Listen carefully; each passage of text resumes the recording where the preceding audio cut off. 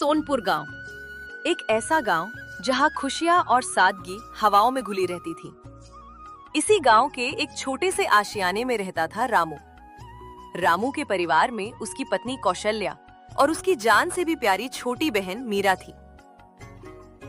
सुन मीरा, तो दिन भर गांव की लड़कियों के साथ इस तरह खेल कूद मत किया कर।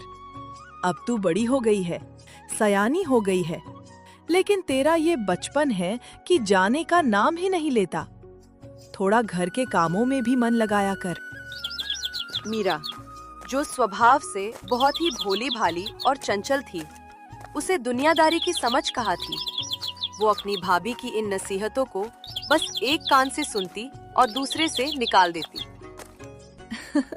अरे सुन राधा, आज मेरी भाभी बोल रही थी कि मीरा अब तू जवान हो गई है, तुझे ऐसे बाहर नहीं घूमना चाहिए, खेलना नहीं चाहिए। मुझे तो समझ ही नहीं आता कि वो ऐसा क्यों कहती हैं। अरे मीरा, तू तो सच में बुद्धू की बुद्धू ही रही।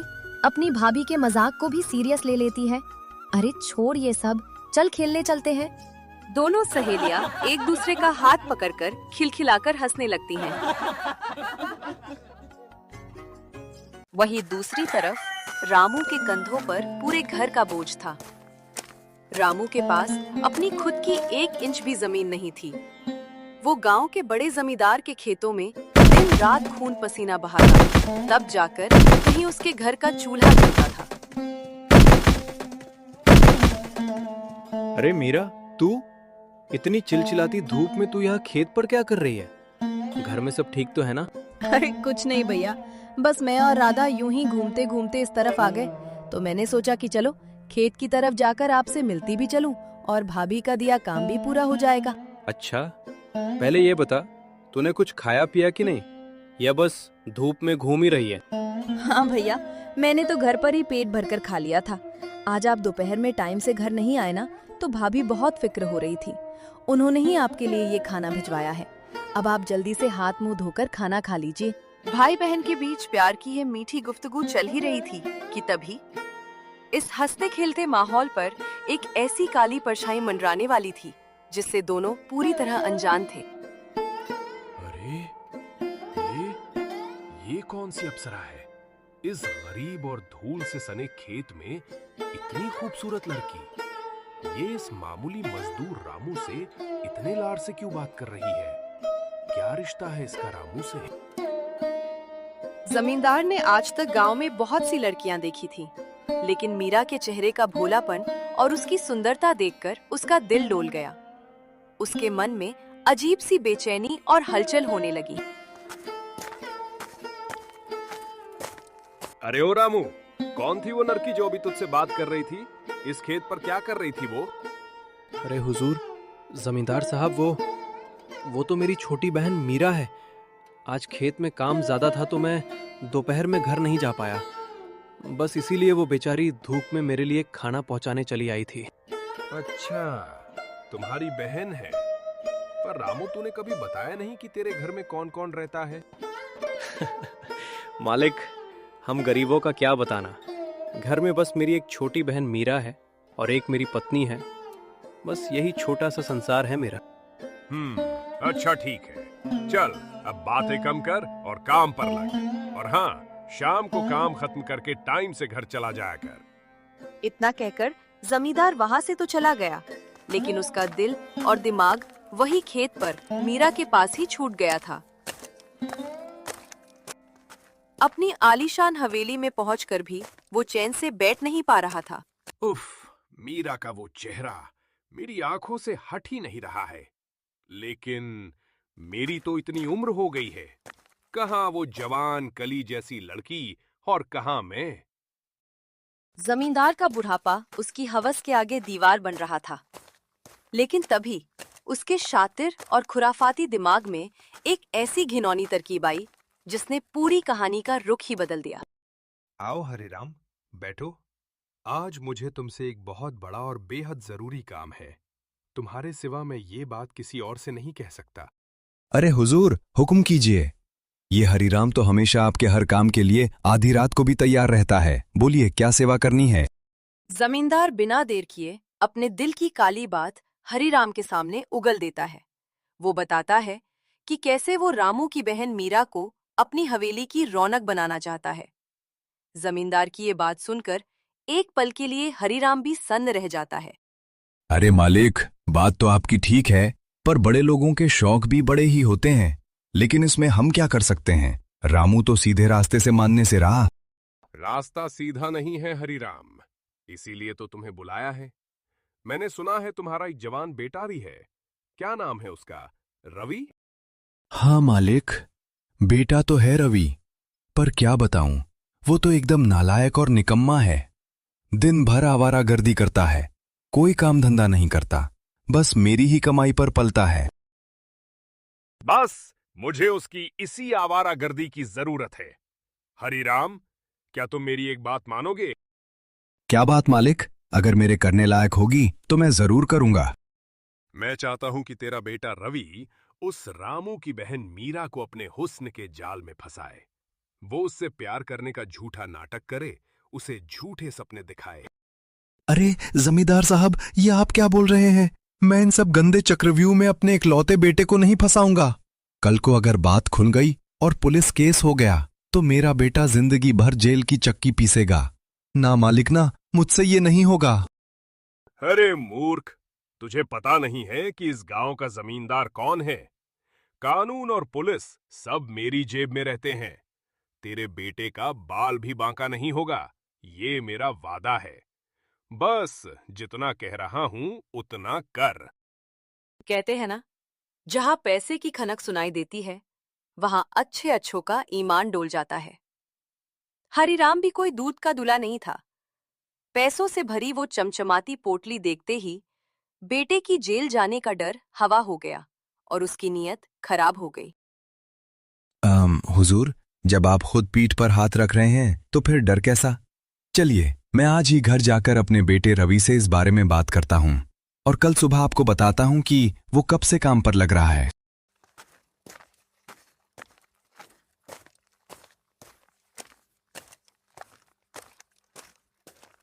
पैसों की खातिर एक बाप ने अपने ही बेटे को इस घिनौनी साजिश का मोहरा बनाने का फैसला कर लिया। भोली भाली मीरा, जो अपनी ही धुन में जी रही थी, उसके चारों तरफ अब जहरीला जाल बुना जा चुका था। सुन बेटा रवि, मुझे तुझसे एक बहुत जरूरी बात करनी है। जो बात मैं कहने जा रहा हूं उसे कान खोलकर और बहुत ध्यान से समझ ले। हाँ बाबूजी, कहिए।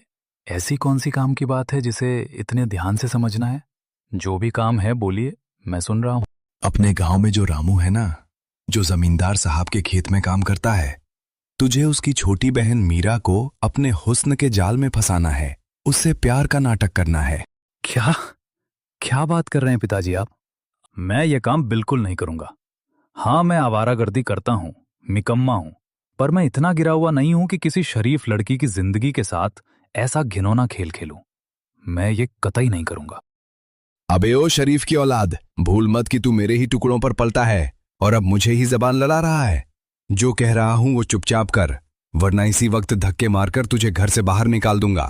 फिर सड़कों पर भीख मांगना। बाप की धमकी के आगे रवि बेबस हो गया। वो चाहकर भी कुछ नहीं कर सकता था। उस रात रवि अपने कमरे में बैठकर बस यही सोच रहा था कि उसके पिता ने उसे कितने बड़े पाप के दलदल में धकेल दिया है। मीरा, जो पूरे गांव में अपनी मासूमियत और सादगी के लिए जानी जाती थी, रवि को ना चाहते हुए भी उस मासूम के दिल से खेलने के लिए तैयार होना पड़ा, क्योंकि उसके पास कोई और रास्ता नहीं था।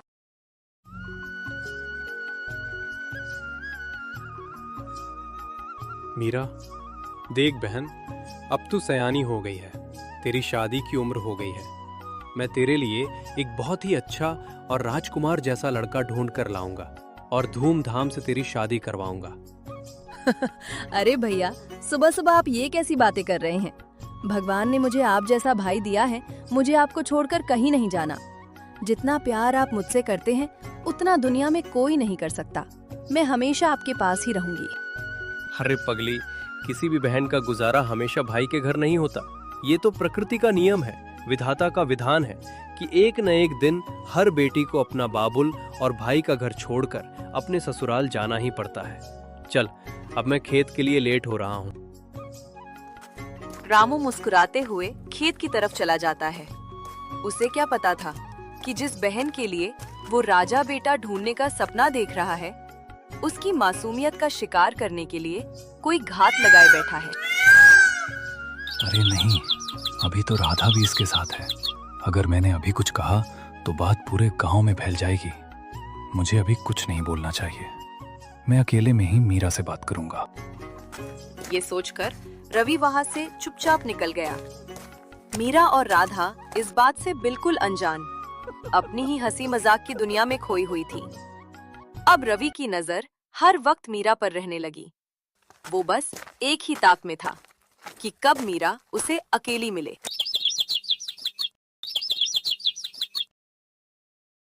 मीरा, ओ मीरा, जरा सुनो। मैं तुमसे कुछ बहुत जरूरी बात करना चाहता हूँ। अरे कौन कौन है वहाँ? अरे रवि, तुम? इतनी हिचकिचाहट क्यों है? हाँ बोलो, क्या बात करनी है? चूंकि रवि और मीरा एक ही गांव के थे, इसलिए वो एक दूसरे को बचपन से जानते थे। मीरा के मन में रवि को लेकर कोई शक नहीं था।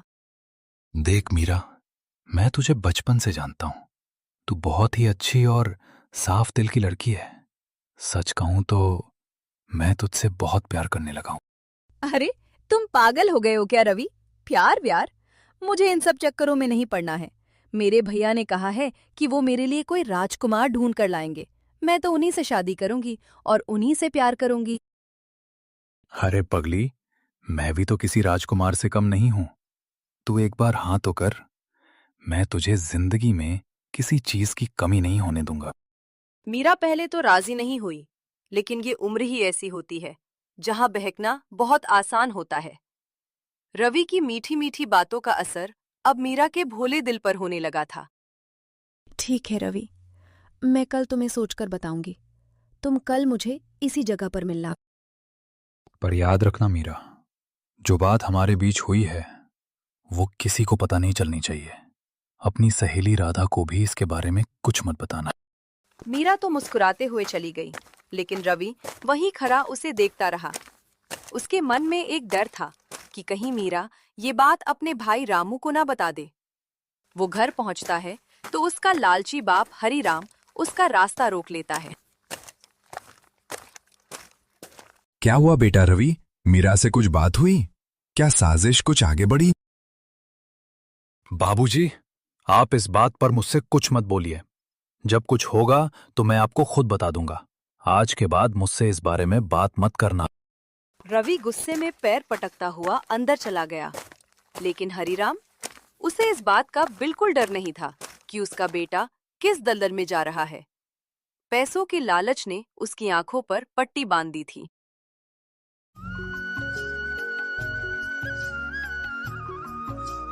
अगली सुबह का रवि को बहुत बेसब्री से इंतजार था। वो वक्त से पहले ही उसी जगह पर पहुंच गया। काफी इंतजार करने के बाद आखिरकार मीरा वहां आ ही जाती है। मीरा के चेहरे पर एक अजीब सी शर्म और मुस्कान थी। आखिरकार वही हुआ जिसका डर था। मासूम मीरा ने रवि की मीठी मीठी बातों को सच मानकर अपने दिल की बात उसे कह दी। अब दोनों एक दूसरे के प्यार में डूब चुके थे, या यूं कहे कि मीरा रवि के बिछाए जाल में पूरी तरह फंस चुकी थी। धीरे धीरे वक्त बीतने लगा और दोनों का छुप छुप कर मिलना एक आदत बन गया। अब मीरा का ज्यादातर समय घर से बाहर ही बीतने लगा था। अजी सुनते हो, आजकल हमारी मीरा कुछ ज्यादा ही बाहर समय बिताने लगी है। घर में तो जैसे उसका मन लगता ही नहीं है। पता नहीं दिन भर कहाँ रहती है। अरे कौशल्या, तू भी ना खामखा परेशान होती है। वो भी बच्ची है, अपनी सहेली राधा के साथ कहीं घूमने घामने निकल जाती होगी। कुछ दिनों की तो बात है, कल को शादी ब्याह करके ससुराल चली जाएगी तो वैसे भी घर की गृहस्थी संभालेगी। अभी खेलने कूदने दे उसे।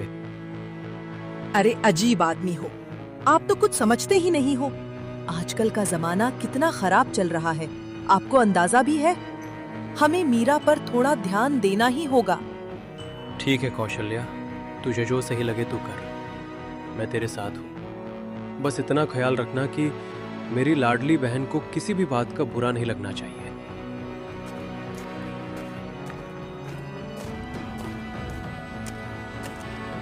मीरा, जरा रुक तो। तू कभी घर पर भी टिक जाया कर। हमेशा तेरा इस तरह बाहर घूमना मुझे अच्छा नहीं लगता। अब शादी की उम्र हो। अरे भाभी, आप तो हमेशा मेरे ही पीछे पड़ी रहती हैं। काम वाम तो मैं सब सीख ही लूंगी, अभी तो मेरा बचपन है, जरा खेलने कूदने दीजिए ना। इतना बोलकर मीरा तो हंसती हुई घर से भाग गई। लेकिन कौशल्या का मन अब और भी अशांत हो गया। उसने ठान लिया कि अब वो जल्द से जल्द मीरा के हाथ पीले करके ही दम लेगी। देखो जी, अब देर मत कीजिए। अब आपको लड़का ढूंढना ही पड़ेगा। मीरा की शादी हमें जल्द से जल्द कर देनी चाहिए। हाँ कौशल्या, तुम सही कह रही हो। मेरे मन में भी ये बात बहुत दिनों से चल रही है, लेकिन मैं अपनी इकलौती बहन की शादी किसी ऐसे वैसे घर में नहीं करना चाहता। मैं उसे एक अच्छे और खाते पीते घर में ब्याहना चाहता हूँ, और अच्छे घर के लिए बहुत पैसों की जरूरत होगी, जो कि हमारे पास है नहीं। एक रास्ता है। आप कुछ पैसे जमींदार साहब से उधार क्यों नहीं ले लेते? आप तो उनके खेत में सालों से वफादारी से काम कर रहे हैं, उनके खास आदमी हैं। शायद वो आपकी बात मानकर आपको पैसे दे दें। तुम सच कह रही हो कौशल्या। जमींदार साहब बड़े आदमी हैं, शायद वो मेरी मदद कर दें।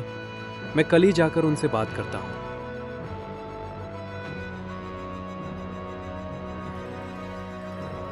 अगली सुबह रामू अपनी बहन की खुशियों की आस लिए सीधे जमींदार की हवेली पहुंच जाता है। अपनी सादगी में डूबा वो भोला भाई ये नहीं जानता था कि वो मदद मांगने नहीं, बल्कि अपनी मासूम बहन को भेड़िए के पिंजरे में धकेलने आया है। रामू ने कांपते हुए हाथों से जमींदार के सामने अरदास लगाई। मालिक, जमींदार साहब, मुझे आपसे एक बहुत बड़ी मदद चाहिए। हमें कुछ पैसों की सख्त जरूरत है। हमारी छोटी बहन मीरा अब बड़ी हो गई है, उसकी शादी की उम्र हो गई है। हम उसके हाथ पीले करना चाहते हैं। अरे, इतनी भी जल्दी क्या है रामू? मीरा तो अभी बच्ची है, कुछ समय रुक जाओ, बाद में उसकी शादी कर देना। नहीं मालिक, हम गरीब लोग हैं। हम बहुत दिनों तक अपनी बहनों को अपने घर पर नहीं बिठा सकते। ये हमारी सबसे बड़ी जिम्मेदारी होती है। हमें समय पर उसकी शादी करनी ही होगी। रामू की बात सुनकर जमींदार को अंदर ही अंदर बड़ा झटका लगा। उसकी साजिश नाकाम होती दिख रही थी, लेकिन उसने चालाकी से काम लिया और रामू को पैसे दे दिए। रामू उन पैसों को अपनी बहन की खुशियों की चाबी समझकर खुशी खुशी अपने घर की तरफ दौड़ पड़ा।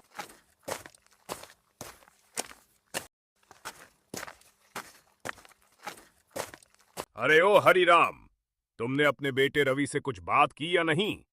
आज रामू मेरे पास आया था। वो मीरा का विवाह कहीं और तय करने की तैयारी में है, और मैं ये कभी नहीं होने दूंगा। मुझे हर हाल में मीरा से ब्याह करना है। तुम जल्द से जल्द अपने निकम्मे बेटे से बात करो और मुझे बताओ कि बात कहां तक पहुंची है। जमींदार का गुस्सा देखकर हरिराम के होश उड़ गए। वो बिना देर किए उल्टे पैरों अपने घर की तरफ भागा ताकि रवि पर दबाव बना सके। मीरा, ओ मीरा, सुन बहन, कल तुझे देखने के लिए लड़के वाले आ रहे हैं, इसलिए कल कहीं भी राधा के साथ घूमने मत निकल जाना, घर पर ही रहना। भाई के मुंह से शादी की बात सुनते ही मानो मीरा के पैरों तले से जमीन खिसक गई। उसके दिल की धड़कनें तेज हो गईं और वह अंदर तक कांप उठी। वह बिना कुछ बोले रोते हुए सीधे अपने कमरे की तरफ भाग गई। अरे देखो कौशल्या, शादी की बात सुनते ही हमारी मीरा कैसी शर्मा गई। सच है, शादी की बात पर लड़कियों के चेहरे पर ऐसी शर्म आ ही जाती है। रामू जिसे बहन की शर्म समझ रहा था, वो असल में मीरा का डर था। मीरा अपने कमरे में बंद होकर रो रही थी और सोच रही थी, अब मुझे ये बात हर हाल में रवि को बतानी होगी, वरना भैया मेरी शादी कहीं और कर देंगे।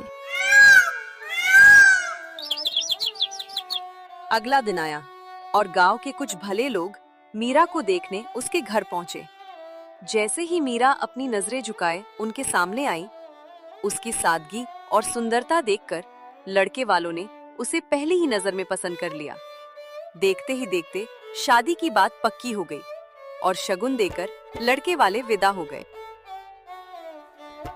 चलो कौशल्या, भगवान का लाख लाख शुक्र है, हमारी मीरा की शादी पक्की हो गई। कुछ ही महीनों में हम धूमधाम से अपनी लाडली को विदा कर देंगे। हमारी बेटी अपने ससुराल चली जाएगी। अगले दिन मीरा रोते हुए रवि से मिलने चली गई। रवि, अब हमें बिना देर किए शादी कर लेनी चाहिए। मेरे भैया ने मेरे लिए रिश्ता ढूंढ लिया है और उन लोगों ने हाँ भी कर दी है। रवि, मैं तुम्हारे बिना नहीं जी सकती। मैं तुमसे बहुत प्यार करती हूँ। क्या? शादी? और वो भी तुझसे? अरे ओ मीरा, दिमाग ठिकाने है तेरा? मैं कोई तुझसे शादी वादी नहीं करने वाला। मैं तो तेरे साथ बस अपना टाइम पास कर रहा था। जहां तेरे भैया शादी करवा रहे हैं, चुपचाप वहीं कर ले। रवि के मुंह से ये कड़वे शब्द सुनते ही मानो मीरा के पैरों तले से जमीन खिसक गई। वो तड़प उठी। रवि, ये तुम क्या बोल रहे हो? मेरा जो काम था वो पूरा हो गया। अब मेरा टाइम पास खत्म। मैं जा रहा हूँ यहाँ से। रवि तो पत्थर दिल बनकर चला गया, लेकिन मीरा वही पेड़ के नीचे बैठकर रोती रही। उसके मन में आया कि वो अपनी जान दे दे, पर जब वो रोते हुए घर पहुंची और उसने अपने भाई और भाभी का हंसता हुआ चेहरा देखा। अगर मैं मर गई तो मेरे भैया जीते जी मर जाएंगे। पूरे गांव में उनकी बदनामी होगी। वो तो मुझसे अपनी जान से ज्यादा प्यार करते हैं। वो ये सदमा बर्दाश्त नहीं कर पाएंगे। भाई के अटूट प्यार ने मीरा को आत्मघाती कदम उठाने से रोक लिया। उसने अंदर से टूट कर भी ये फैसला किया कि जहां उसके भैया कहेंगे वो वहीं ही शादी कर लेगी।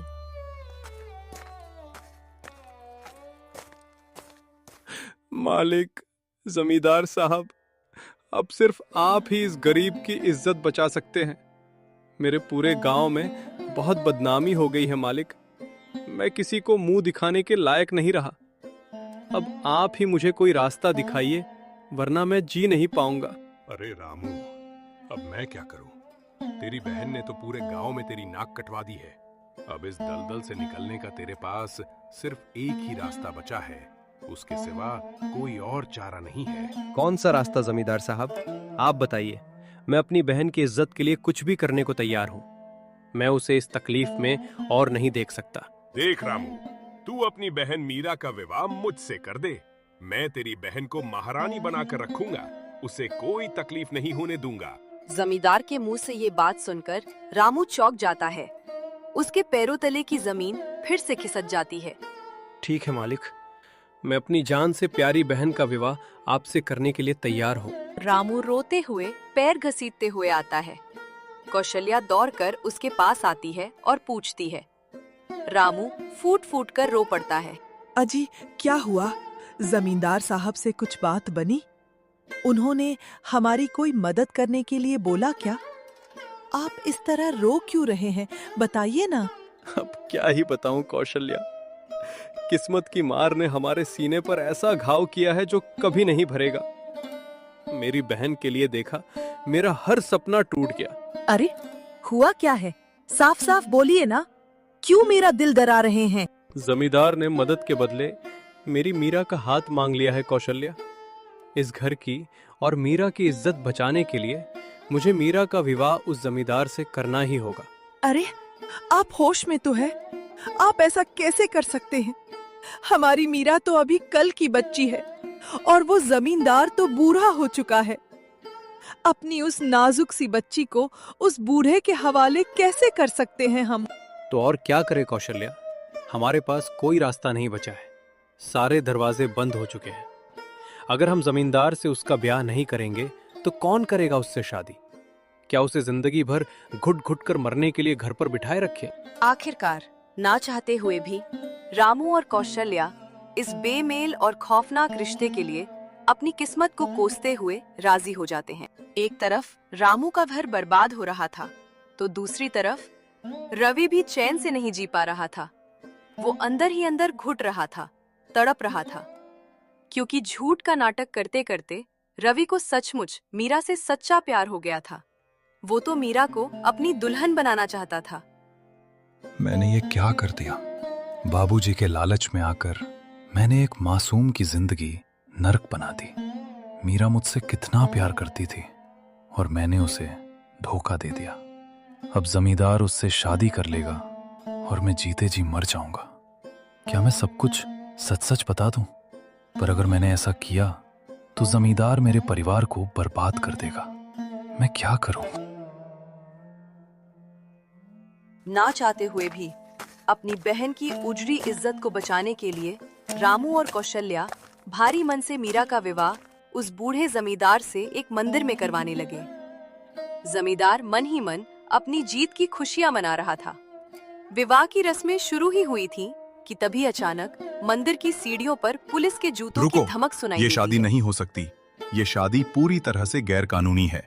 एक मासूम लड़की की शादी जबरदस्ती इस बूढ़े इंसान से की जा रही है।